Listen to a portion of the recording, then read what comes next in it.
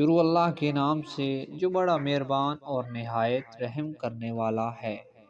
حضرت ہشام عائشہ رضی اللہ تعالیٰ عنہما نے فرمایا کہ رسول اللہ صلی اللہ علیہ وسلم لوگوں کو کسی کام کا حکم دیتے تو وہ ایسا ہی کام ہوتا جس کے کرنے کی لوگوں میں طاقت ہوتی۔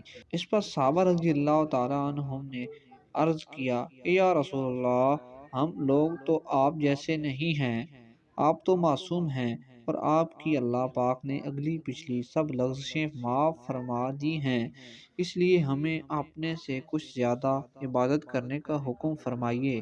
یہ سن کر آپ صلی اللہ علیہ وسلم ناراض ہوئے، حتیٰ کہ خفگی آپ صلی اللہ علیہ وسلم کے چہرے مبارک سے ظاہر ہونے لگی۔